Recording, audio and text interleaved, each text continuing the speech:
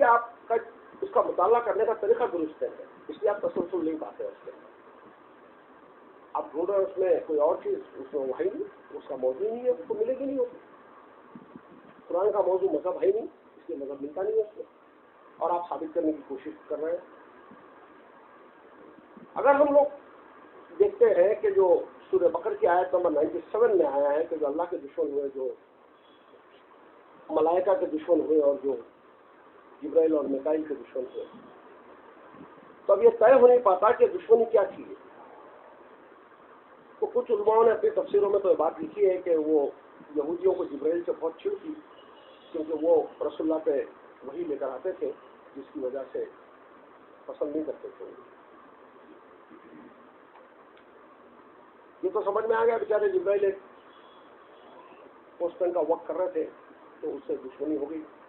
जैसे मैं हर थोड़े थोड़े दिन के अंदर नसीर भाई के पास जाऊं और अपने मशवरे देते रहो, और नसीर भाई वहाँ चोली चौकी के अंदर खूब पसा तंगे कर रहे हैं लेकिन लोगों को, तो लोग बोलेंगे साहब ये असल कितने की जरूरत है भाई, ये आता है वहाँ पर आके इनको सिखा के जाता है और ये फिर सब करते हैं वहाँ पर। तो अब इनसे भी पंगा, मेरे से भी पंगा। ये तो बेचारे जिब्राइल की पोजीशन तो क्लियर हो जाती है। अल्लाह से कौन दुश्मनी करेगा यार? क्या भाई, can you afford to do a दुश्मनी विद अल्लाह? No way, no chance. तो अल्लाह के दुश्मन हुए, आयत तो यही कह रही है। चलिए, अल्लाह की दुश्मनी कैसे होती है वो समझ में नहीं आ रहा है। फरिश्तों से कौन पंगा लेगा? बारिश गिराने वाले, काम चलाने वाले, रूह खींचने वाले, आपको खुशखबरियां देने वाले, बेचारे सब मलाइका तो है, नूरानी मखलूक तो है वो। उनसे कौन झगड़ा करेगा? फिर उनसे झगड़ा करके आप बच कैसे सकते हैं? फरिश्तों से अगर आप दुश्मनी मोल भी ले तो फरिश्तों को हरा कैसे सकते हैं आप अपनी दुश्मनी में? नहीं हरा सकते। वो इनविजिबल मखलूक है अल्लाह की, नेक सिफत और हमेशा उसके जिक्र में मसरूफ रहते हैं, उसके अर्श का जो तवाफ करते रहते हैं और खुशखबरियां लाते हैं लोगों के लिए जो नेक है। ये तो हमारे फरिश्ते हैं। मिकाइल, मिकाइल कौन सा फरिश्ता है भाई? मिकाइल का डिजिग्नेटेड वर्क क्या है? बारिश गिराना।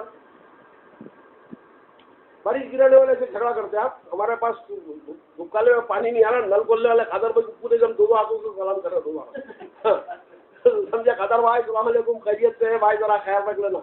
भुक्काले में पानी नहीं आ रहा तो ये हालत है हमारी, मिकाइल से झगड़ा करेंगे हम बैठ के? क्या भाई, बेचारे जिब्राइल के तो दुश्मनी समझ में आ गया।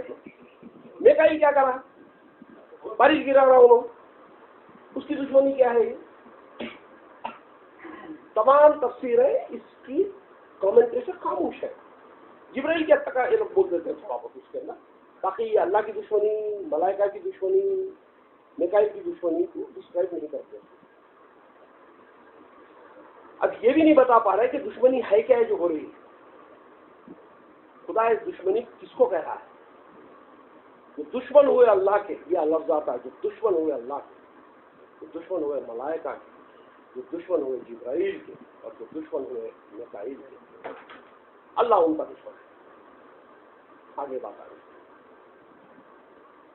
तो अब ये दुश्मनी कहां मिलेगी? मुफाखर, हाउ वी नो दैट कि दुश्मनी थी क्या? खुदा कह रहा है दुश्मन हुए अल्लाह के, तो दुश्मनी है कहां कुरान में? अगर आप कुरान को कॉन्टेक्चुअली अगर पढ़ेंगे सादे जहन से, आपके पास, हमारे इंसानों के पास में कमी ये है कि कंप्यूटर और मोबाइल में तो डिलीट का बटन है जिससे आप पुराना अपना डिलीट कर सकते हैं, नया भर सकते हैं, लेकिन इंसान के पास नहीं है ऐसा कोई बटन कि वो जिसको डिलीट दबा के पुराने ख्यालात को निकाल दे। ये कमी है इंसान में। अब आप देखिए सूरह बकर शुरू हो रहा है, अलिफ लाम मिम ज़ालिकल किताब ला रैब फीह हुदल लिल मुत्तक़ीन, यहाँ से बात शुरू हो रही है। आयत नंबर 1 से लेकर 40 तक कुरान अपने आप का इंट्रोडक्शन दे रही है, अपना अपना इंट्रोडक्शन दे रही है। अल्लाह उसको बता रहा है कि इंसानियत को वो क्यों बनाया। किस्सा है आदम और इब्लीस आता है उसके अंदर। मैं भी वो आदम इब्लीस तमाम बातें नहीं छोड़ूंगा यहाँ पर, क्योंकि बहुत लंबी हो जाएगी बात। आदम इब्लीस के किस्से के अंदर बताया गया कि वो क्या चीज थी। फिर आयत नंबर मेरे ख्याल से 35-36 के अंदर ये जिक्र आता है कि भाई तुम उस झाड़ के नजदीक मत जाना वरना तुम जालिमीन में से हो जाओगे। तो इब्लीस वही हरकत करता, फिर आदम भी वही हरकत कर देते, फिर उनको जन्नत से निकाल दिया जाता, खुदा की ब्लेसिंगों से महरूम हो जाते हैं। फिर दोबारा खुदा मेहरबान होता है, फिर आदम को अपने कलमात वो सिखाता है और उसकी शर्मगाह खुल जाती है, फिर वो पत्तों से उसको ढापते हैं। ये पूरा किस्सा आदम इब्लीस का चल रहा है। इस किस्से की मैं वजाहत अभी नहीं कर रहा हूँ आपके सामने कि पत्तों से ढापना क्या था, ये शर्मगाह क्या थी, ये शजर कौन सा था, या आदम ने कौन से कलमे खुदा से सीखे थे, वगैरह वगैरह, वो सब किसी और दिन लेंगे। यहाँ पर बताया गया कि कुरान के भेजने का मकसद क्या है। कुरान के जो रिसिपेंट्स होंगे वही के, कुरान नहीं कहूँगा मैं, वही के जो रिसिपेंट होंगे उनकी 3 कैटेगरी बताई गई। एक वो कैटेगरी होगी जो इसको सुनेगी और कहेगी कि हमने इसको सुना और हम इसकी बात करेंगे। वो क्या है, वो सामने आना वाली बात आती है उसके अंदर कि हमने सुना और हम इसकी बात करेंगे। दूसरी एक कैटेगरी वो होगी जो इसका कुफ्र करेंगे, इसकी एंटी करेंगे, अपोजिशन में जाएंगे इसके। तीसरी कैटेगरी ये होगी जो लिप सर्विस देंगे कि हाँ हम मानते हैं इस बात को, लेकिन अंदर से जो है नहीं करेंगे, मुनाफिक। एक है इस पे ईमान लाने वाले, इसके साथ में जो इस पे यकीन किया। दूसरी कैटेगरी वो है जो इसका कुफ्र किया, जिन्होंने इसका इनकार किया। तीसरी कैटेगरी है मुनाफिक की, जो लिप सर्विस देते हैं लेकिन अंदरूनी तौर पर उनके अंदर कोई तब्दीली नहीं होती, यानी बस अल्हम्दुलिल्लाह सुभान अल्लाह करते रहेंगे, बाकी करने के काम पूरे करते रहेंगे, यानी मुनाफिक। 3 कैटेगरी ऑफ पीपल होंगे जो इस किताब को रिसीव करते हैं, खुदा की वही। इसके बाद में खुदा अपना मंसूबा बताता है कि जब वापस अल्लाह की नेमतें इनको मिलती है तो ये कहते हैं कि ये तो वही नेमतें हैं जो हमको इससे पहले दी गई थी जन्नत में, जब वापस दोबारा दाखिल करेंगे वगैरह वगैरह। ये सारी बातें 40 नंबर तक का चलती है। वही का मकसद, इंसान की खिलकत की वजह, किस टाइप के लोग होंगे, वही के साथ ये लोग क्या ट्रीटमेंट करेंगे, कितना कोई फायदा उठाएगा, कोई टेम्पोररी फायदा उठाएगा, कोई परमानेंट फायदा उठाएगा। वो जब आप देखी तो वो थोड़ी देर उसमें चलने लगे और फिर वगैरह वगैरह सारी बातें आ गई। इसके बाद 40 नंबर के ऊपर इंट्रोडक्शन और खिलकत की बयान को अल्लाह रोक देता होगा कि क्या किया, पूरी बता देते हैं। उसके बाद में एक कौम का जिक्र शुरू होता है आयत नंबर 40 से, सूरह बकर आयत नंबर 40 से, या बनी इसराइल, o children of Israel. 40 number से लेकर 97 नंबर तक का एक ही कौम का जिक्र है पूरे कुरान में कि बनी इसराइल ने वही के साथ में क्या किया,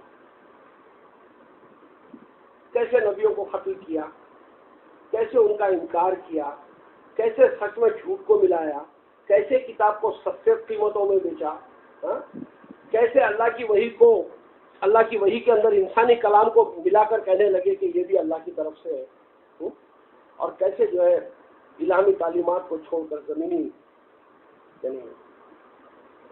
जमीनी शरीयत के पीछे लग गए, जिसको बशर की पूजा से ताबीर किया है कुरान ने।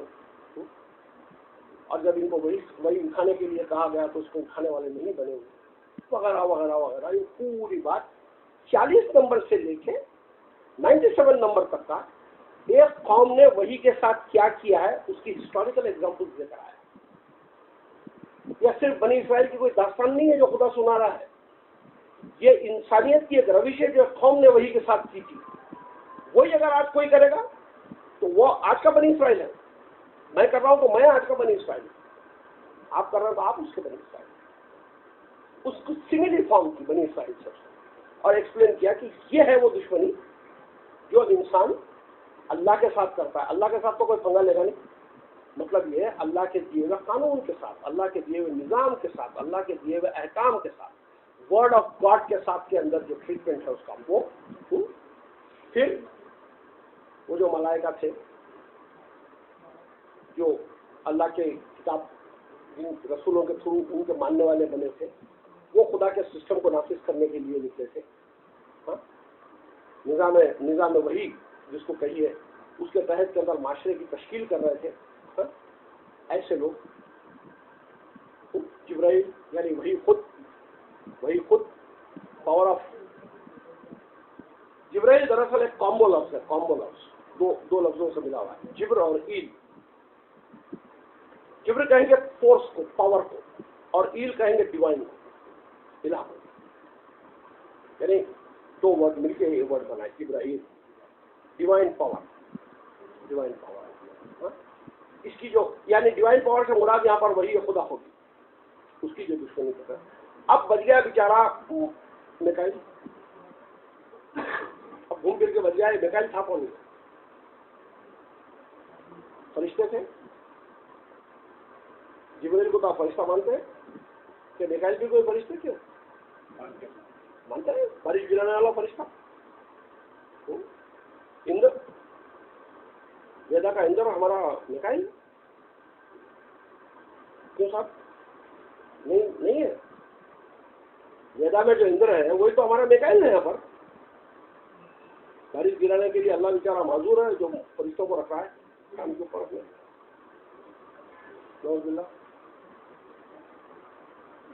देखिए, अगर कुरान को सिंपल अगर आप पढ़ेंगे ना, सिंपल, ये सब जाने बगैर, ये कहानियां, ये यहूदियों की, इसराइलियात, हदीसों का लिटरेचर, कुछ नहीं आपके माइंड में नहीं है। सिंपल कुरान अगर पढ़ रहे हैं तो आपको कॉन्टेक्चुअल रीडिंग के अंदर मिकाइल का मादा वकील से बना हुआ है। वकील माँ जब भी लगेगा, आप तो अरबी के उस्ताद है, मैं जरूरत कर रहा हूँ आपके सामने कहने की, माँ जब किसी चीज के सामने लग जाएगा, सज्जे के सामने माँ लग जाए तो मस्जिद बनेगी।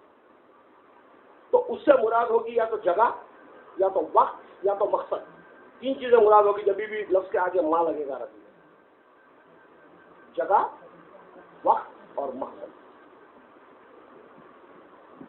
ठीक, यहाँ जो बेचारे मिकाइल थे, वकील के आगे माँ लगा हुआ, यानी अल्लाह की दलील, अल्लाह की किताब की वकालत जो करते थे, अल्लाह की किताब की जो वकालत करते थे। वकालत कौन करते हैं साहब? दाई करते हैं, दाई, अल्लाह के दाई, अल्लाह के वकील होते हैं, वो अल्लाह के मिकाइल होते हैं जो अल्लाह की किताब की वकालत कर रहे हैं। साहब आप ये मानते हैं नहीं, ये अल्लाह ये कह रहा है तुमको, उसकी एडवोकेसी कर रहे हैं, उसको कुरान में कायल कह रहा है। अल्लाह की वही की वकालत करने वाले। अब वह सीन बनाइए आप, सीन में क्या है? मूसा आए हुए हैं, जिब्राइल है आपके पास, किताब है, अल्लाह का दिया हुआ पूरा कानून है उसको, जिसको वहाँ कुरान तौरात कह के पुकारती है, या जिसको आप वही कह के पुकारिए। यहाँ पर ये बनी इसराइल क्या किए? पूरे वही को सस्ते दामों में बेचे, इसमें इंसानी कलाम को मिटाए, रसूल के साथ में बगावतें की, नए नए सिस्टम डाले, जमीनी शरीयत के साथ में चिपक के रह गए, हाँ, बछड़ी की पूजा शुरू कर दी, वगैरह वगैरह सारी हरकतें की। अब जो नबी के ऊपर जो कलाम उतरा, नबी इस कलाम को जब सोसाइटी के अंदर लेके चल रहा है तो नबी के कुछ मानने वाले बने जो उसके मलाइका थे, जिनके पास में पावर था, जो ये सोसाइटी के अंदर इस सिस्टम को नाफिज करना चाह रहे थे। The people with the power and the authority, उनकी भी दुश्मनी लोगों ने मुझे, जो इस किताब की वकालत करते थे, जो नबी पे नाजिल होती थी, उससे भी लोगों ने पंगा लिया। ये थी वो दुश्मनी की किताब में बताई थी। समझ रहे हैं? अब आपका मसला कहां से कहां तक तय हो गया सब? सूरह बकर की आयत नंबर 1 से लेकर 100 तक का पूरा तसलसल आपके हाथ में आ गया। आप जाकर होमवर्क इसको पढ़ के देख लीजिए, मैं कह रहा हूँ आपसे। 40 से 97 तक का मुताला कीजिए, सिर्फ बनी इसराइल के अलावा कुछ नहीं है उसका। या बनी इसराइल से शुरू होती है कहानी की। ये थी वो दुश्मनी, यही वो दुश्मनी है जो आज मुसलमान यहाँ पर कर रहे हैं, यही वो दुश्मनी है जो क्रिश्चियन आज ईसा के साथ कर रहे हैं, यही वो दुश्मनी है जो यहूद आज मोसेस के साथ कर रहे हैं, यही वो दुश्मनी है। ये जो 40 से 97 तक का बयान हुई है, आप हम जब इस किताब को पढ़ेंगे और आप ये समझिए कि मैं रिसिपेंट हूँ और खुदा मुझसे बात कर रहा है यहाँ पर। क्या ये 50 आयतों के अंदर जो बातें बताई गई है, जो बनी इस्राइल ने की है, उसमें से आप ग्राफ बना के देखिए कि आप कितनी कर रहे हैं और आप कितनी नहीं कर रहे हैं। मैं खुद अपने आप के ऊपर टेस्ट करके देखा तो 100% मैं कर रहा हूँ जो बनी इस्राइल कर रहा है। 100% सारे मुसलमान वही कर रहे हैं। अल्लाह की किताब मानो तो नहीं मानेंगे, बुखारी को मानेंगे। वो करो तो बोले कि वो नहीं करेंगे, ये करेंगे। वो करो तो बोले ये नहीं करेंगे, वो करेंगे। सादी सीधी बात दी जा रही है तो घड़ी घड़ी नबी को भेज रहे हैं ऊपर जाकर पूछ के आओ।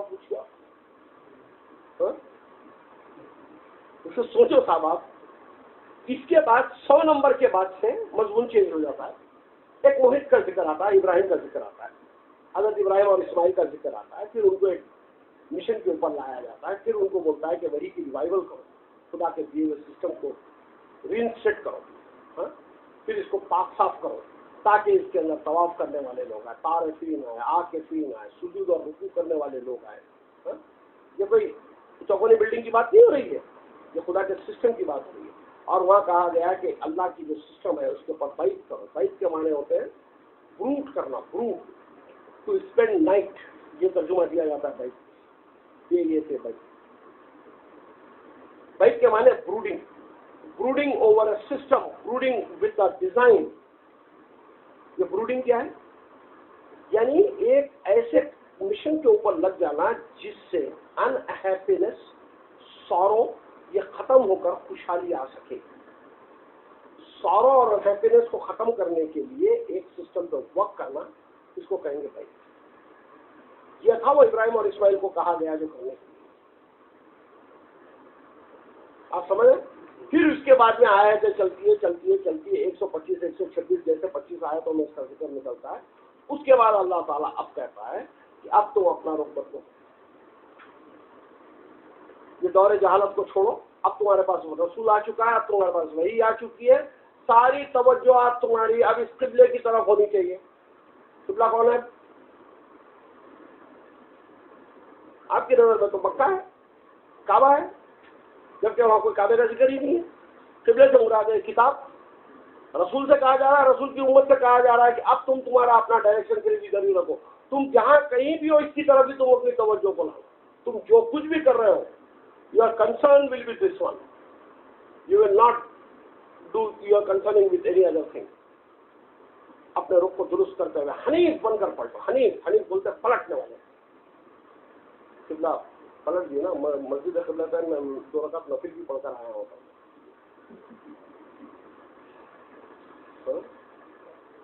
तो भाई आप अगर इस बात को गौर करके अगर देखेंगे तो अब खुदा तवज्जो ला रहा है किसकी तरफ? किताब की तरफ ला रहा है।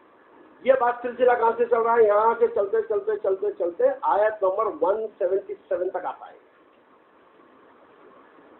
मैं तसल्सल बताने की कोशिश कर रहा हूं।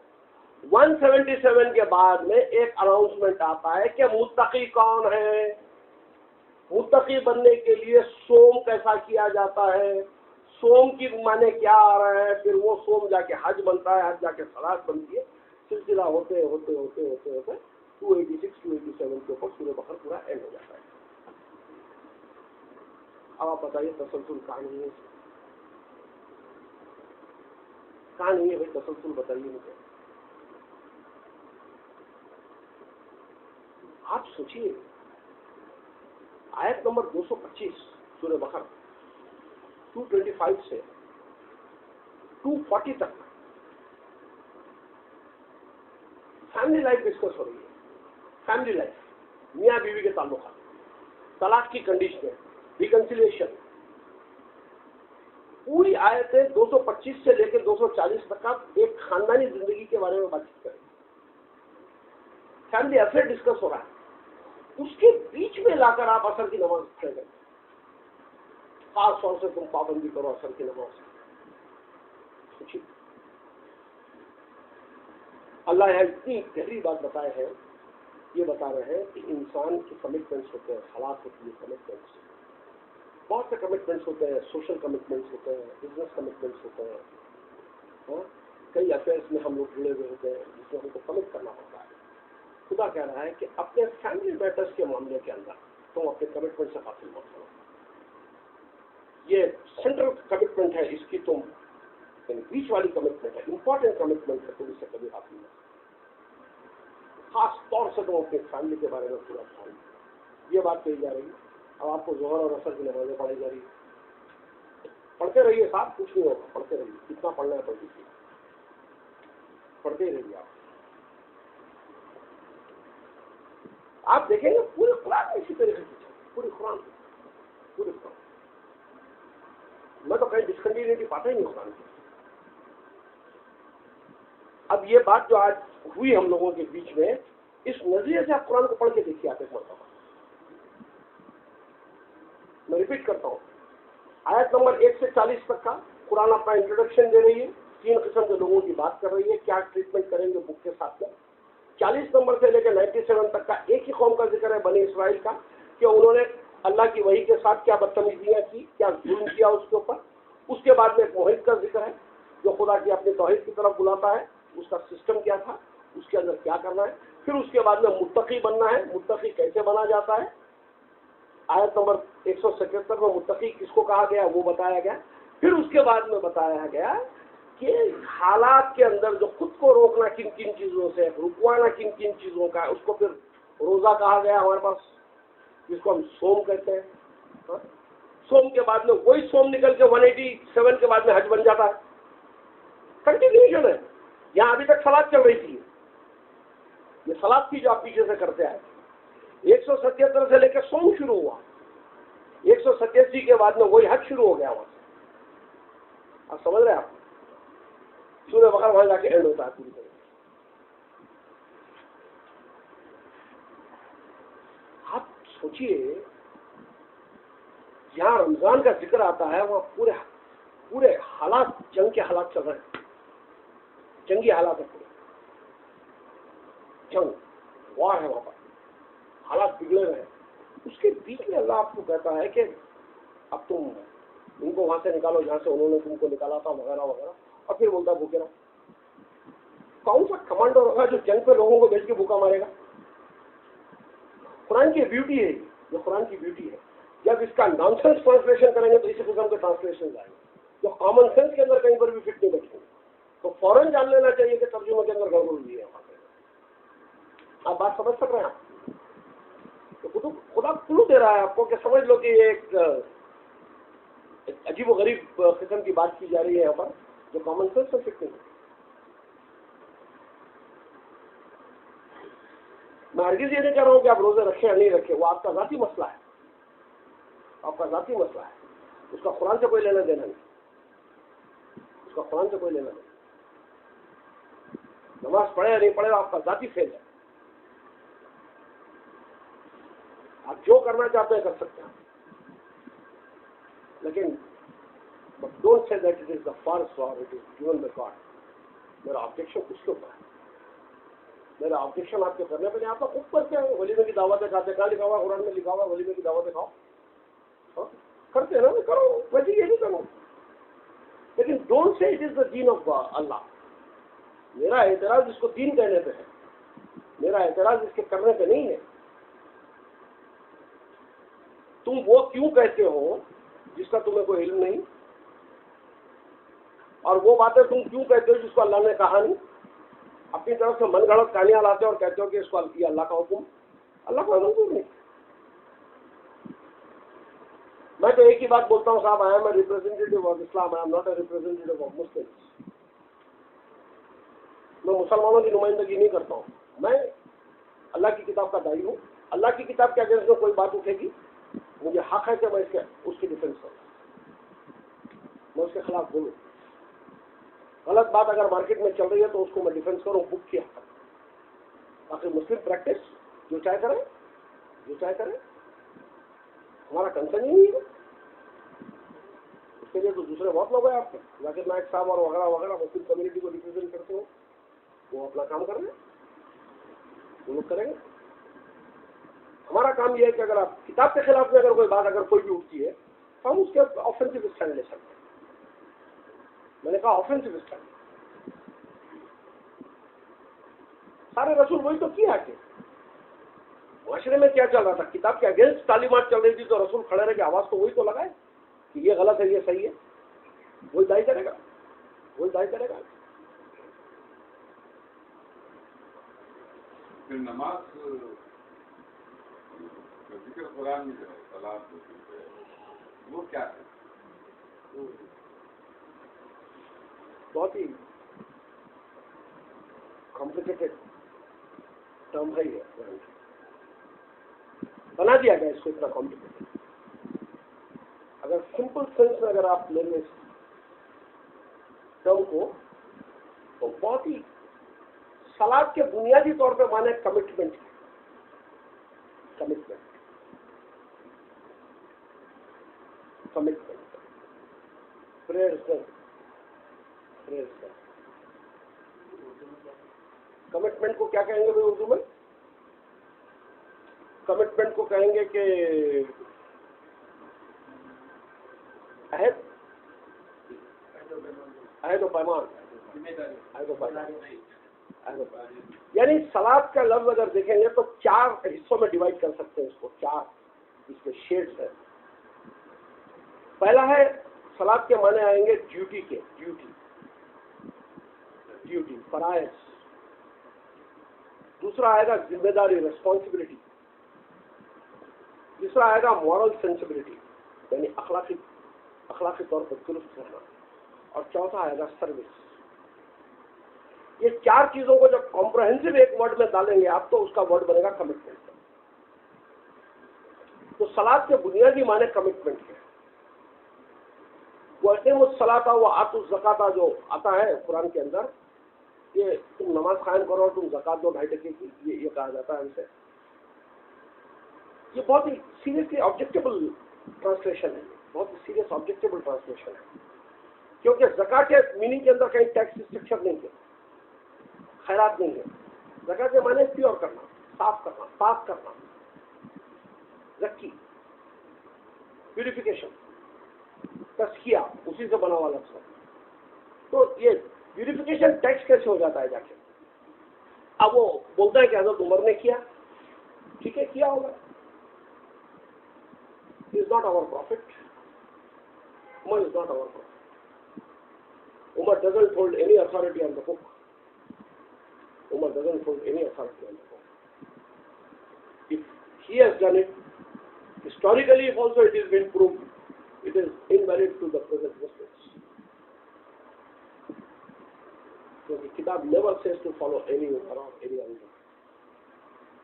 I'm sorry. This is a fact. जो पिछलों ने किया उनका हिसाब उनके साथ, जो तुम करोगे उसका हिसाब तुम्हारे साथ। किताब क्लियर कट बोलती है, तुम्हारा मामला तुम्हारे साथ है, वो उनका मामला उनके साथ था। उनके जमाने के अंदर उन्होंने इसको दुरुस्त समझा होगा, वो अपने हिसाब से किए हैं। Why you are trying to follow इनको करने दीजिए। आज आपको अगर फॉलो करना है तो किताब को फॉलो करना है, इसके अलावा कोई भी दूसरी चीज आपको फॉलो करने के काबिल नहीं है। चाहे आप तारीखी तौर पर कुछ भी साबित करने की कोशिश कर लें आप, if it is not in the book, it is not valid. If it is in the book, it is valid. That's it. इक़ामुस सलाता व आतु ज़काता का अंग्रेजी का सादा सीधा तर्जुमा होगा, uphold your commitment and keep them pure. अपने कमिटमेंट्स को अच्छी तरीके से, अपने कमिटमेंट्स पे अच्छी तरीके से कायम रहो और उन्हें पूरे इखलास के साथ में खालिस रखो, पाक रखो। ये है, ये एक फ्रेज है, फ्रेज, ये एक इनकम्प्लीट फ्रेज है। फ्रेज होता ही इनकम्प्लीट है, सेंटेंस नहीं है, ये फ्रेज है।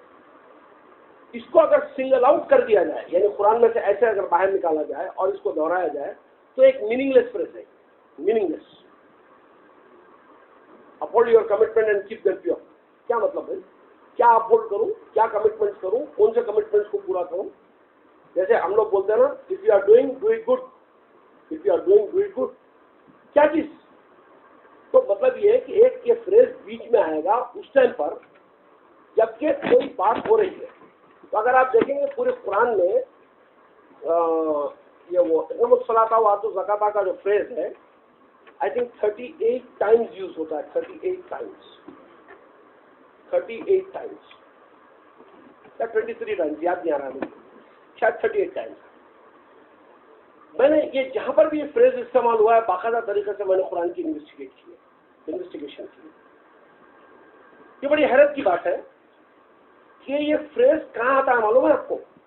एक इंस्ट्रक्शन आते हैं कि तुम अपने अहद पैमान को पूरा करो, तुम अल्लाह के साथ जो वादा किए वो करो, तुम अपने माँ बाप के साथ नेक सलूक करो, यतीम को धक्का मत दो, यतीम के साथ तुम ये करो वो करो ये करो। बीच में आता है वक़्त-ए-मुस्सलाता वातु ज़कात।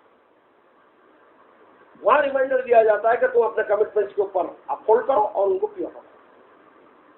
यानी बीच में आपको याद दिलाया जा रहा है कि अपने कमिटमेंट्स पे आपको कायम रहना है, उसको प्योर रखना। इसमें से ये लोगों ने नमाज और ज़कात निकाली। आप समझ रहे हैं बात? कुरान के अंदर सलात का लफ्ज़ 103 जगह पे इस्तेमाल हुआ है।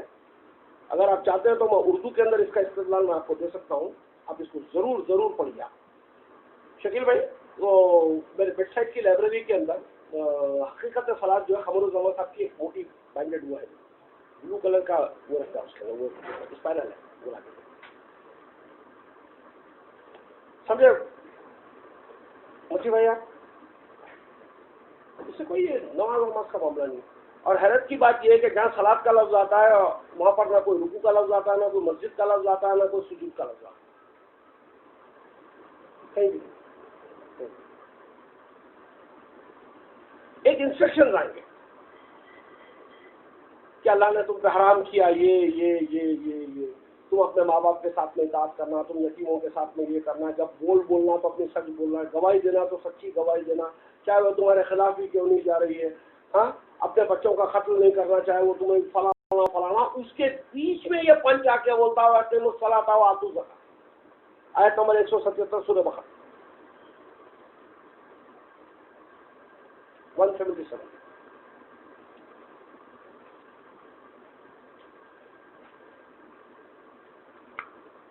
अब देखिए, आप ये अंदाज से अब आप कुरान की 23 जगहों पे या 38 जगहों पे जहां पर भी इक़ामत सलात व आतू ज़कात आ रहा है उसको पढ़िए।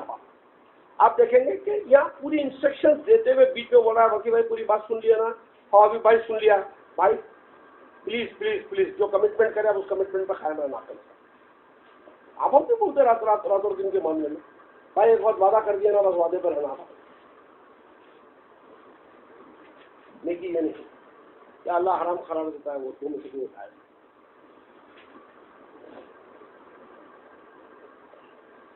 एजाज वो इसका ये अपना जो नीचे की जो फेंसिंग का जो चल रहा था ना वो मैं रुकवा दिया। मैं पीछे ग्रेनेड बहुत पड़ी हुई बेटा अपने पास होगा, तो वो एक क्या करेंगे उधर ऐसी एल शेप की एक दीवारी बना देंगे, उसके अंदर 8-9 फीट की हाइट की दीवार बना देके फ्लोर की हाइट ले लेके दीवार बना दिए तो ग्रेनेड भी कंज्यूम हो जाती, ये भी हो जाता उसका। अच्छा भी होगा, चोरों वोरों का डर है भाई पीछे से, वो एक ही जगह से खतरा है हमारे। हाँ मिट्टी से बहुत बढ़ गए एरिया में 177। ये नहीं कि तुम अपना मशीन की तरफ पढ़िए उसको पढ़िए, अरबी में पढ़िए, पूरी आयत पढ़ी है, पूरी रुकू है। ولكن البر من آمن بالله واليوم الآخر والملائكة والكتاب والنبيين وآتى المال على حبه ذوي القربى واليتامى والمساكين وابن السبيل والسائلين وفي الرقاب وأقام الصلاة وآتى الزكاة والموفون بعهدهم إذا عاهدوا والصابرين في البأساء والضراء وحين البأس أولئك الذين صدقوا وأولئك هم المتقون। अब देखिए यहाँ पर क्या बात बताई गई?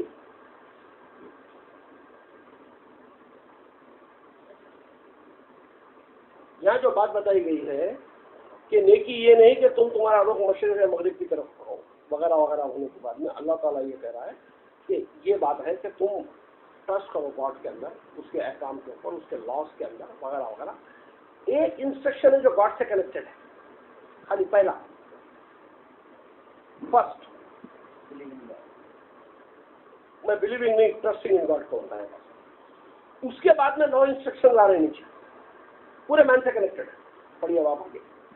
नेकी ये नहीं कि तुम अपने मुंह पूरब और पश्चिम की तरफ कर लो, बल्कि नेकी ये है कि आदमी ईमान लाए अल्लाह पर हो, आखिरत के दिन पर हो, और फरिश्तों पर हो, और किताब पर और पैगंबरों पर हो, और माल दे अल्लाह की मोहब्बत में रिश्तेदारों को और यतीमों को और मुहताजों को और मुसाफिरों को और मांगने वालों को और गर्दने छुड़ाने में और नमाज कायम करे और ज़कात अदा करे और जब अहद कर ले तो उसको पूरा करे और सब्र करने वाले सख्ती और तकलीफ में और लड़ाई के वक्त यही लोग हैं जो सच्चे निकले और यही है डर रखने वाले।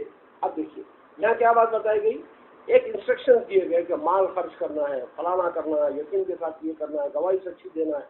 ये करने के बीच में ये पंच आता है फ्रेज, वक़ीमुस्सलाता वातु ज़कात, उसके बीच में आएगा। तो पूरी इक़ामतुस्सलाता वातु ज़कात जो 23 या 38 जगह पे जहां पर भी आ रहा है, एग्जैक्टली उसके सेंटर के अंदर आता है। कहीं रुकू नहीं है, कहीं सजदा नहीं है। नमाज पढ़े ज़कात दे और जो अहद करे उसको पूरा करे, तो उसके अलग से दिया जाए। अगर नमाज ही अहद कमिटमेंट है तो अहद का अलग से बात क्या है? कमिटमेंट है ये आपकी खुद की, अपने आप से जो करने की है।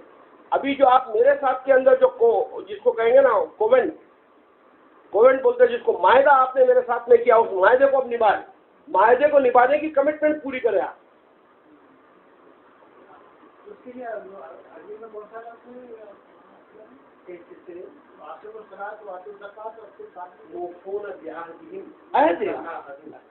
मायदे से बना हुआ लफ्ज़ है। एक एक कमिटमेंट, आप क्या 2 वर्ड को लिख लीजिए। एक एक कमिटमेंट के माने आएंगे सलात के, और अहद के माने आएंगे जिसको हम लोग कहते हैं कोवेनेंट जिसको कहेंगे, अहद व पैमान। आपने मेरे साथ में एक अहद व पैमान किया, खुदा बोला उसकी कमिटमेंट को अब तुम पूरी करो। यहाँ ये बात हो रही है। इसका मादा मायदे से बना हुआ है, मायदा भी इसी लफ्ज़ से निकला हुआ है। मायदे का आगाज ही वही है कि तुमने जो मेरे साथ अहद व पैमान पूरा किया उसको तुम वो पूरा करो, अपने अहद व पैमान के ऊपर पूरे कायम रहो। तो पूरी कुरान के अंदर अगर आप ये देखते हैं तो जहाँ पर इक़ामतुस्सलाता व आतु ज़कात आता है, ये बीच में आता है रुकू के बीच में आता है। और हर जगह के ऊपर कुछ इंस्ट्रक्शंस होते हैं जिसके अंदर आपको तैयार किया जाता है, यकीन के ऊपर माल खर्च करने में, सच्ची गवाही देने में, झूठ नहीं बोलने में, नाप तोल में बराबरी करने में, सारों के बीच में ये पंच आएगा वापस।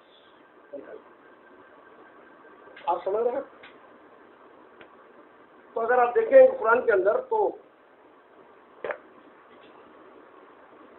मायदे का तर्जुमा टेबल क्यों किया जाए? ये बना लिया गया था टेबल, तो उसका कोई तर्जुमा ही नहीं है। देखिए मायदे को दो अलग अलग तरीके से ट्रीट करते हैं। एक लोग ये कहते हैं कि मायदे से मुराद है डाइटरी सिस्टम, यानी खाने पीने की डाइट जो हमारी होती है उसके बारे में आयत डिस्कस कर रही है। और कुछ लोग कहते हैं जो अहद व पैमान होते हैं उसके बारे में आयत डिस्कस कर रही है। तो जो डाइटरी सिस्टम की तरफ इसका रुख करना चाहते हैं वो उसको टेबल बनाते हैं, यानी डाइनिंग टेबल बनाते हैं। अंग्रेजी में हाँ, मायदा के माने हुआ है ना कि जो मायदा अलग चीज है। आप मायदे से बोल रहे हैं? पूरे मायदा दस्तरखान के तौर पे लेते हैं, लेकिन मैं यहाँ पर इसको चेंज जो है ये वो एक ही है।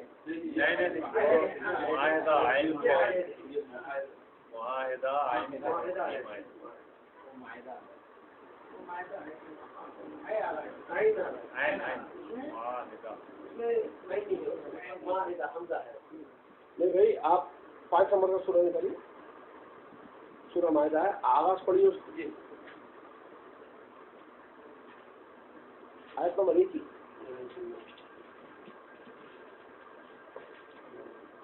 या अय्युहल्लज़ीना आमनू अवफू बिल-उक़ूद उहिल्लत लकुम बहीमतुल अनआम इल्ला मा युत्ला अलैकुम गैरा मुहिल्लिस सय्यि व अंतुम हुरुम इन्नल्लाहा युहिब्बुल मुहसिनीन। नहीं, यहाँ पर जो पहला लफ्ज़ क्या है, या अवफू बिल-उक़ूद, उक़ूद एग्रीमेंट,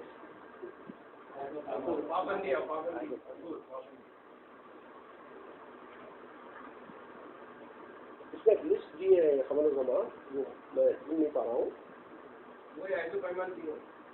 नहीं, ये सलाद के बारे में है। हाँ, यहाँ है ना।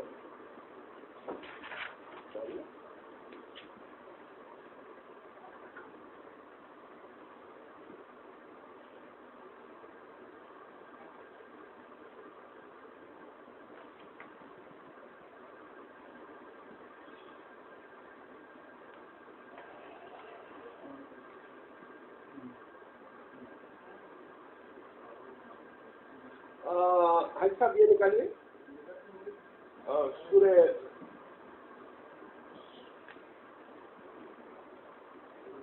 43 नंबर का सूरा, नहीं सॉरी 2 नंबर का सूरा आयत नंबर 43, 2 नंबर का सूरा आयत नंबर 43।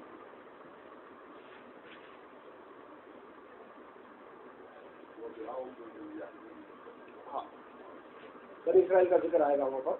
अब आप देखिए,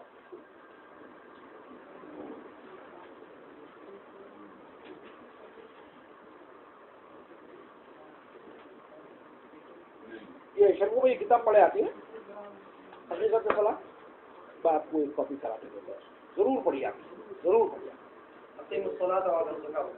हाँ हाँ 40 से पढ़ते हैं। हाँ 40 से। अब यहाँ अभी भाई यहाँ सुनिए आप, इसके अंदर जैसा मैं कह रहा हूँ कि एक बात कही जाती है जिसके अंदर कहा जाता है कि तुमको ये करना है, तुमको ये करना है, तुमको ये करना है, उसके बीच में ये पंच आता है अक़ीमुस्सलाता व आतू ज़कात। मैं बनी इस्राइल से पढ़ूँ। या 40 नंबर से शुरू कीजिए। ऐ बनी इस्राइल, याद करो मेरे उस एहसान को जो मैंने तुम्हारे ऊपर किया, और मेरे अहद को पूरा करो।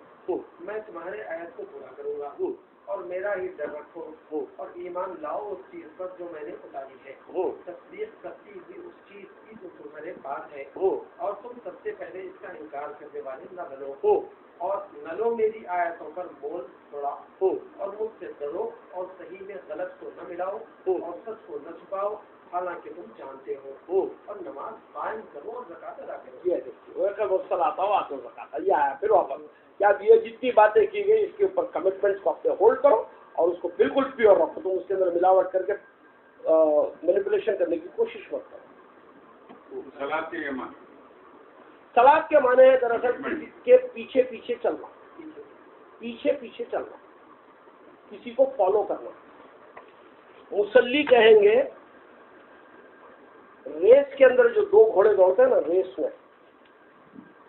के अंदर जो 2 हॉर्सेस दौड़ते हैं, तो जो सेकंड है, फर्स्ट से जो सेकंड है उससे जो बिल्कुल लग के चल रहा है वो मुसल्ली कहलाता है। The second in the race to follow it very closely, neck to neck, but never exceeding the first, उसको मुसल्ली कहेंगे। जो फॉलो करते हैं, क्या कहा गया भाई, जब उनसे कहा गया कि तुमको जहन्नुम में क्यों डाला गया, मुदस्सिर में जो बात हो रही है सूरह मुदस्सिर के अंदर, कि जन्नतियां पूछ रहे कि भाई जहन्नुमियों से पूछ रहे क्या हुआ उस्ताद, क्या हो गया, तुम इधर कैसा आ गए, बोले तो वो लोग बोल रहे कि भाई हम लोग नमाज नहीं पढ़ते थे, वही स्वास्थ्य हमारे इधर डाल दिए गए, बोल रहे कंप्लेन कर रहे हो। सूरह मुदस्सिर 44 नंबर है, देखिए।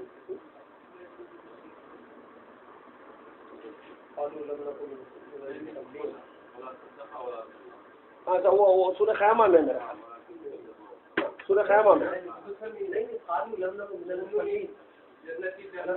नहीं, ये नहीं, वो हाजी साहब जो आयत बोल रहे मैं वही बोलना चाह रहा था कि जब उनसे कहा गया कि तुम ना उसने नमाज पढ़ी और हाँ ना मिस्किनों को खाना खिलाया।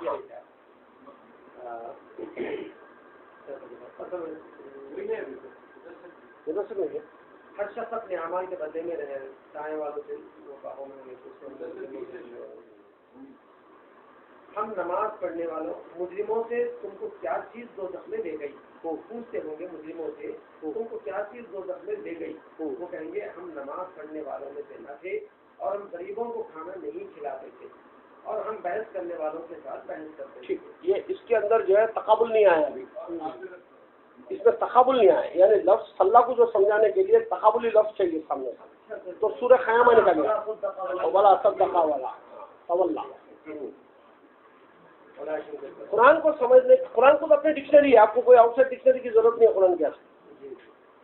कुरान की डिक्शनरी एक यूनिक फार्मूले पे वर्क करती है, वो है तकाबुली, एक वर्ड के अपोजिट में दूसरे वर्ड को लाती है कुरान।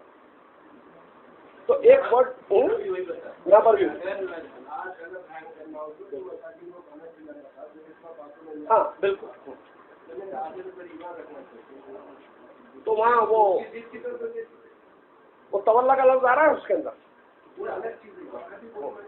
मीनिंग में वही आ रहा है, आप सही कह रहे हैं। ये सूरह क़यामा में मगर कोई शख्स उससे सबक नहीं लेता, यहाँ से खुद को उसकी मौत का लम्हा आ जाए और उससे सबक लेने की मोहलत छीन ले, तो उसने सच माना और उसने न सच माना और न नमाज बल्कि झुठलाया और मुंह मोड़ा। ना उसने सच माना न सल्ला किया, सल्ला के बदले में क्या किया, फॉलो करना चाहिए था, उसने तवल्ला किया, अपना मुंह फेरा और चला गया। यही शायद सूरह अब्स के अंदर भी आता है, सूरह अब्स में भी आता है, 80 नंबर के सूरह का आगाज है, वावासा व तवल्ला, उसने मुंह फेरा और चला गया। यानी फॉलो करने का था आपको, फॉलो नहीं करके पलट जाना। तो सल्ली के माने होगा to follow, to go closely behind it. जो गाय की दुम होती है ना, जो उसके कुल्ले पे लटकी हुई होती है, उसको भी सल्ला कहते हैं, क्योंकि वो दुम के पीछे लगकर चलती है उसके। अरबी की इटिमोलॉजी बहुत पावरफुल है, बहुत खूबसूरत भी है, बहुत ही खूबसूरत है। मुझे तो इसकी अरबी तो मुझे आती नहीं है, लेकिन जो भी मैं वर्ड्स को समझ सका इसकी इटिमोलॉजी की वजह से समझ सका। अगर एक मरतबा इटिमोलॉजिकल रूट आपके पास करेक्ट बैठ जाए ना, तो फिर मीनिंग आगे लेने में करने में बहुत आसानी होती है। तो मैं आपको एक किताब देता हूँ मसीह भाई, आप इसको पढ़िए, हकीकत सलात के ऊपर 103 आयतों के अंदर जहाँ भी सलात का लफ्ज आया है पूरी तरीके से इसको लिया गया है, एंड ए कॉम्प्रहेंसिव स्टडी है, पूरी कॉम्प्रहेंसिव स्टडी।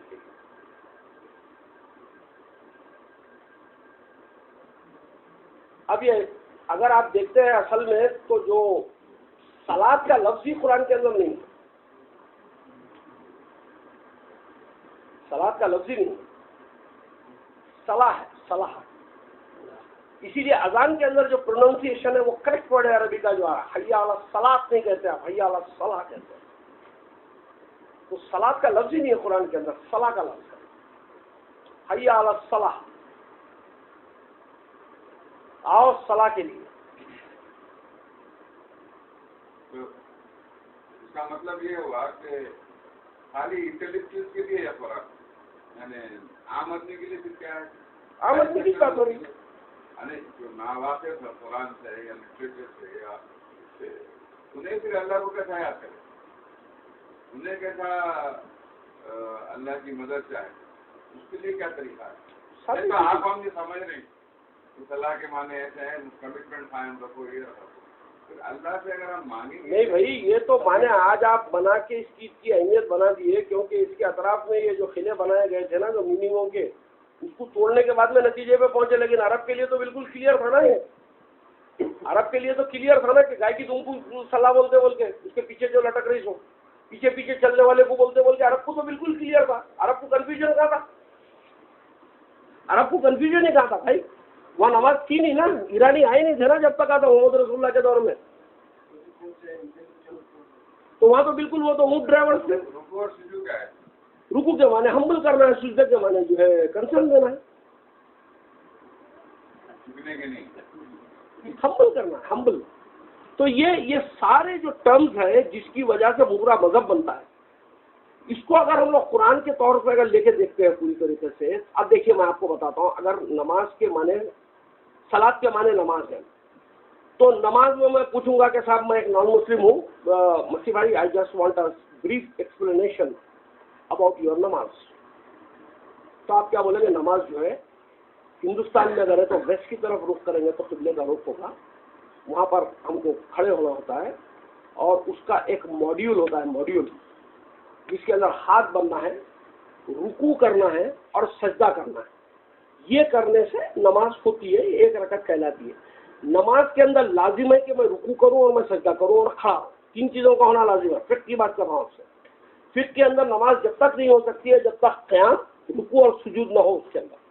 ये तीन चीज़ कंपलसरी आना है तो जाके नमाज कहलाएगी। अब सलात के माने नमाज अगर है सलात के माने अगर नमाज है तो भाई अब ये कौन सी आयत है जिसके अंदर ये बात कही गई है कि वो नमाज पढ़ने वालों के साथ नमाज पढ़ती थी और सजदा करने वालों के साथ सजदा करती थी और रुकू करने वालों के साथ रुकू करती थी। तो जब सलात के अंदर रुकू सजदा हो गया तो फिर ये दूसरी रुकू और सजदा कौन सी है जो उसके बाद करती थी उन्हें? सूरह मरियम है या सूरह आले इमरान? हज़रत मरियम के मुताल्लिक़ है कि वो नमाज कायम करती थी और रुकू करने वालों के साथ नमाज कायम करती थी, ज़कात देती थी और रुकू करने वालों के साथ रुकू करती थी और सजदा करने वालों के साथ सजदा करती थी। अब ये समझ में नहीं आ रहा है कि जब सलात के अंदर खुद रुकू और सजदा शामिल है उसके मॉड्यूल के अंदर, तो ये नमाज के बाद का फिर रुकू सजदा कौन सा है जो करती थी उन्हें? आप पॉइंट समझ सक रहे हैं? आप पॉइंट पकड़े या नहीं पकड़े बताइए। कौन सी? अरे भाई सलात के माने नमाज है, नमाज का तो एक पर्टिकुलर मॉड्यूल है ना। नमाज तो दिल और गुर्दे की तो होती नहीं ना, आप कहें तो वो तो एक पर्टिकुलर डायरेक्शन में होती है। हाँ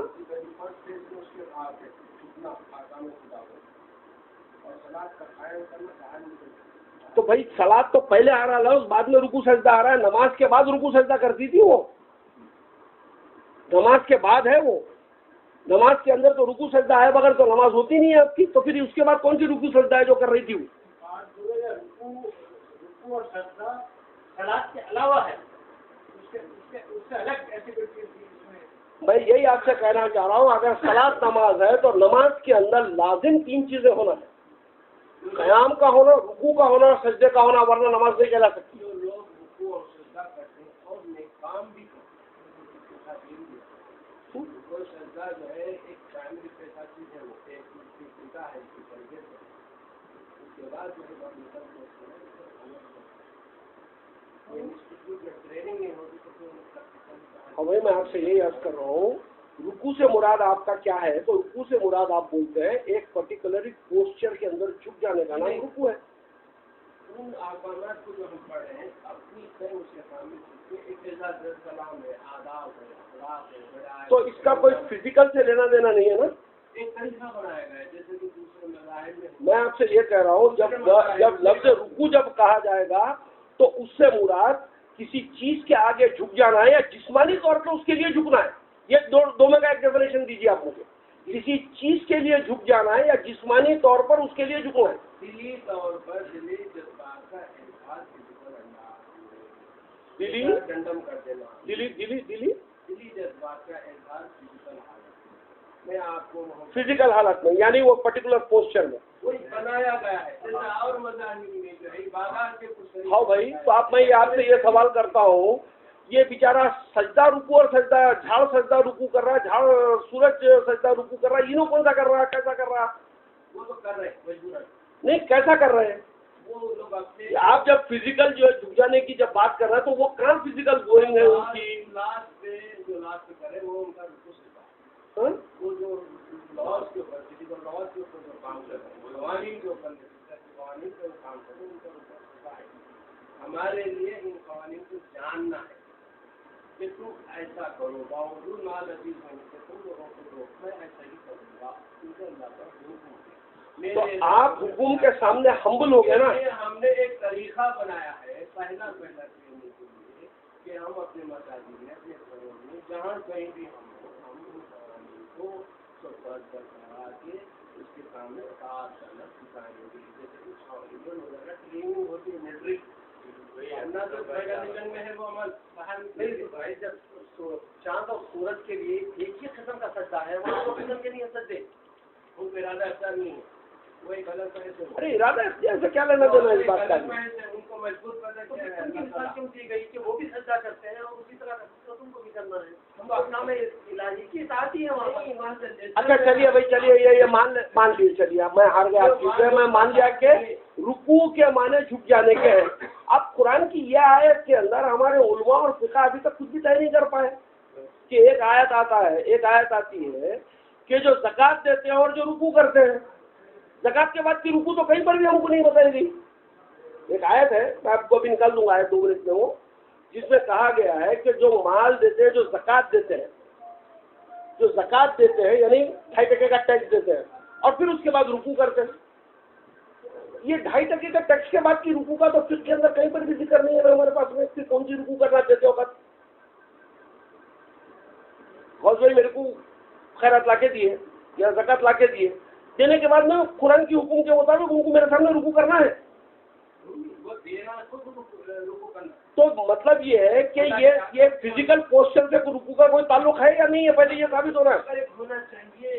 वो आपकी ख्वाहिश है, वो आपकी ख्वाहिश है, खुदा का हुक्म है या नहीं है वो देख रहे हैं हम लोग यहाँ पर। वो आपकी डिजायर है, वो पूजा पाठ आपकी डिजायर हो सकती है, वो खुदा का हुक्म है या नहीं है वो देखना है।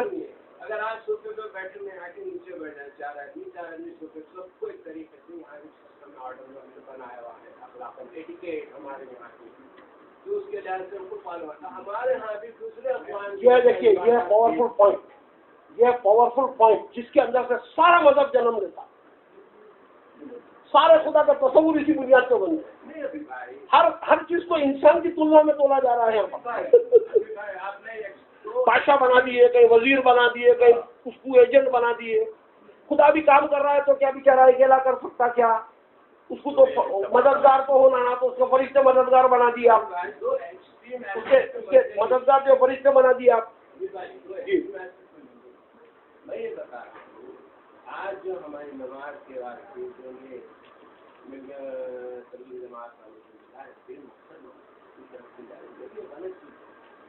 ये जो हम लोग जो कह रहे हैं कि नमाज अगर हम पढ़ते अगर मोमिन होते तो हमको वो नताइज मिलना चाहिए, हुक्म नहीं मिले तो लोग क्या करें, हम नताइज मिलने चाहिए, हम हाकिम नहीं है, गुलाम है, तो ज़्यादा नमाज ये चीज़ भी गलत है, वो चीज़ भी गलत है। आप ये देखिए नमाज तो पढ़ते मगर नमाज को वर्गों का है। आप किस ये बता दीजिए, अगर नमाज पढ़ने का मतलब क्या है कि सारे हमें खुदा मस्जिद गया है, आप उसको जानने के लिए इब्तिदाई को मस्जिद में जमा हो, 5 टाइम बाकायदा 700 को पढ़ा करो, ये किया गया तुमको कानून नहीं मालूम है, दवाई खाना नहीं मालूम है, तो दवा है नहीं कर सकते। आपको फुटपाथ के सिंगल्स में मालूम है, गाड़ी चला नहीं कर सकते। ये है वो इब्तिदाई नमाज। मगर एक बड़ी हैरत की बात यह है यीशु भाई कि आपकी खुद की मिसाल के अंदर आपको खुद का जवाब छुपा हुआ है। आज किसी भी कॉन्स्टिट्यूशन की जो इत्तेबा होती है उसके लिए कोई रिचुअल होता है क्या? बताइए साहब। इंडियन कॉन्स्टिट्यूशन को फॉलो करने के लिए कोई रिचुअल करते हैं? अमेरिकन कॉन्स्टिट्यूशन को अमेरिका फॉलो करने के लिए कोई रिचुअल करता है? इसके लिए लॉ कॉलेजेस हैं, लॉ कॉलेजेस एक अलग चीज है, वो तरीके कहाँ है। मैं बात कर रहा हूँ रिचुअल की। आपका ये जो फॉर्मेट है रिचुअल का, उसकी बात कर रहा हूँ मैं। एक मिनट, जैसे और कौमों में यहूदियों की जानने के लिए वहाँ जाते हैं, जमा होते हैं, सेंटर है, हिंदुओं में रहा है, दूध कदे रहे हैं, एक प्लेस होना चाहिए। आज हमको जानने के लिए यहाँ आते हैं, आपके पास एक प्लेस चलिए मुझे भी बहुत दिनों में नमाज पढ़ के वही पढ़ मैं तो नहीं पढ़ लो। रसूलुल्लाह ने भी बुतों के सामने रख के नमाज पढ़ी है, तो आप क्या मुद्दा ख्याल पढ़ा?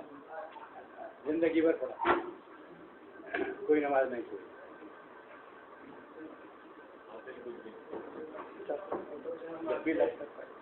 मैं दिन को कहा है मफाद फलस्तीन जो लगा भाई को सलामत करके हमको रिचुअल करके बहुत खूबसूरत से हमने काम किया कुरान के अंदर, वो बड़ी खराब।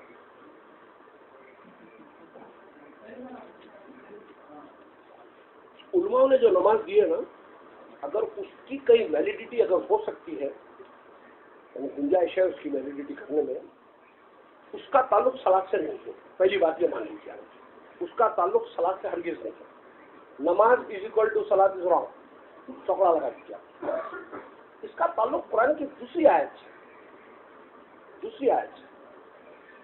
जिसको हम लोग कभी नहीं बता पाए। वो कौन सी आयत से मालूम है?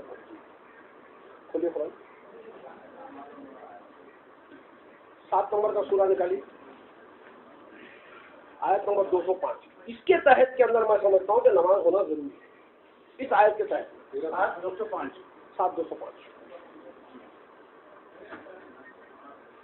मुझे ये वो जो आयत है कि तुम सुबह से शाम तक अल्लाह को याद करो और एक पल भी इससे काबिल ना हो अपने जी के जी में, तो ये एक एक्ट है जिसको आपको अपनाना है। इसके लिए प्रैक्टिस की जरूरत है। नहीं, मैं रिचुअल नहीं कर रहा हूँ, मैं रिचुअल की बात नहीं कर रहा हूँ, मैं ये कह रहा हूँ ये अचीवमेंट है। ये अचीवमेंट पाने के लिए एक कोई सिस्टम ऑफ मॉड्यूल होना चाहिए, वो ये सिस्टम देता है, ये सिस्टम इसके अंदर मिलता है। इसकी अहमियत को क्या करने वाले हटा दे, क्योंकि वो नताइज नहीं मिले, वो उधर नमाज में जाके खपाते रहे बगल में। बिल्कुल, तो एक्सट्रीम हो गया, आपने सही कहा इसके। ये वो बात है जिसकी वजह से आपको नमाज की जो पाबंदी है, इसके अंदर आप देखिए, आप आयत पढ़िए, सुबह और शाम नहीं है, सुबह से शाम है वो। याद करो अपने दिल में आजिज़ी और खौफ के साथ और पस्त आवाज और गाफिलों में से न बनो, जो फरिश्ते तेरे रब के पास। नहीं, ये हो गई बात। अब यहाँ पर जो बात कही गई है कि खुदा को याद रखना है सुबह से शाम तक, यानी उसके अहकाम को, यानी आपका कनेक्शन गॉड के साथ में लाइव होना चाहिए जब तक आप होश में, कंटिन्यूस है। तो ये कंटिन्यूस करने के लिए आपको ऐसे नहीं हो जाएगा, सडन प्रैक्टिस की जरूरत होती है। आपकी बॉडी को फिट करने के लिए आप क्या करते हैं, वर्जिश करते हैं। टेनिस प्लेयर क्या करता है, योगा करता है। मैं सानिया मिर्जा को बहुत अच्छी तरीके से जानता हूँ, मेरी बेटी के ससुराल वालों के रिश्ते में है वो। तो वो जिस दिन भी उसका कोई मैच होता है ना, वो टॉम एंड जेरी की 3 घंटे की मूवी देखती है, मालूम है आपको। अब आप बताइए, टॉम एंड जेरी की मूवी से उसके टूर्नामेंट का क्या लेना देना है? रिलीफ है। तो ये तो प्रैक्टिस है, ये इंसान की अपनी शॉर्टकमिंग्स को दूर करने के मेथड है। मैं कहता हूँ नमाज कुरान नहीं दी, नमाज उलमाओं की दी हुई है, आइम्माओं की दी हुई है। ये वो दरअसल ये कोर्स को कंप्लीट कराने के लिए दी थी। कुछ भी नहीं, कोई तरह नहीं। आप अगर ये देखेंगे, अगर ये फॉर्मेट है, एक फॉर्मेट में अगर जाने से आपको याद होती है तो आप कर लीजिए। मुझे नेचर में मिलती है नमाज, तो मैं नेचर में करता हूँ। अल्लाह से मोहब्बत कोई नहीं करता है, रसूल से मोहब्बत करता है। सारा इस्लाम मोहम्मद से मोहब्बत करता है, अल्लाह से नहीं करता। आप आगे चाप पे खड़े कि अल्लाह पे माँ की बहन की सब गाली, कोई मोहम्मद की बुरी आपको कत्ल कर देंगे। अजीब व गरीब इस्लाम है। तो असल में ये जो है, ये कोर्स को कंप्लीट करने के लिए एक प्रैक्टिस की जरूरत है। प्रैक्टिस क्या करती है? Routine makes the practice and practice makes the nature and nature makes you perfect. ये दरअसल ये वो कोर्स है जो उलमाओं ने दिया है हमें। अगर मान लिया जाए इसको भी, सलाद से इसका कोई ताल्लुक नहीं है। अगर ये याद जिक्र के अंदर जाना है, आइसोलेशन में जाना है ताकि वापस कनेक्टिविटी अपनी बरकरार रहे, उसके लिए अगर कोई 5 टाइम जाता है, जाके अगर करता है, ठीक है। अभी भाई मेरा तो कहना है, नमाज पढ़ना मुनाफिकत है, इसलिए कि जब तक आप नमाज पढ़ते रहेंगे कुरान की तरफ नहीं आएंगे, होगा ही नहीं, इम्पॉसिबल है। क्योंकि आपका हो जाता है, एक रिचुअल परफॉर्म करते हैं, मुतमईन होता है। आप देखिए, असल जो जरूरत है, रिचुअल्स की क्यों जरूरत है, मैं आपको समझाता हूँ। कोई भी जब आप प्रैक्टिस करेंगे तो आपकी रूटीन बनेगी, यानी routine makes the practice, practice makes establish the routine and routine establish the nature. वो आपका नेचर बन जाता है उसके बाद में, हाँ। And nature leads to the personality development. आप अगर सुबह में 5 बजे उठने वाले हैं तो आप रात में 10 बजे सो जाएंगे। आप 8 दिन तक रोज वलीमे के खाने 2 बजे खा के रात में घर में आके नहीं सो सकते, 5 बजे नहीं उठ सकते हैं, तो आपकी रूटीन डिस्टर्ब हो रही है। तो आप क्या करते हैं, अपनी रूटीन को बरकरार रखते हैं कि मैं 7:30 बजे नाश्ता करूंगा, सर मेरी रूटीन है। तो प्रैक्टिस जो भी आप करते हैं वो रूटीन इस्टेब्लिश करती है, और रूटीन जो आपका नेचर बनाता है। तो नमाज उसी में की एक चीज है। मैं समझता हूँ कि रूटीन को इस्टेब्लिश करके प्रैक्टिस को परफेक्ट करना है ताकि वो आपका नेचर बन सके। भाई आज काम काज में मसरूफ है, पर डिस्कशन में मसरूफ है, एक 5 मिनट निकल के आदमी एक आइसोलेशन में चले गया और उसके अंदर खुदा का जिक्र हो रहा है, अगर उससे उसको खुदा याद आ जाए तो बहुत अच्छी बात है। जो बोला है उसको करें तो नमाज हो जाएगी। देखिए, मैं एक मानता हूँ, जितनी परस्तिश की शक्लें हैं ना, जितनी परस्तिश की शक्लें हैं, चाहे वो पूजा है, चाहे नील डाउन है, चाहे नमाज है, ये क्यों आई, ये क्यों होनी चाहिए या क्यों है, इसको अगर हम लोग समझेंगे तो एक चीज जो दरकार है वो है आह, AWE आह। अंग्रेजी में कहेंगे AWE आह। आह के माने होते हैं एक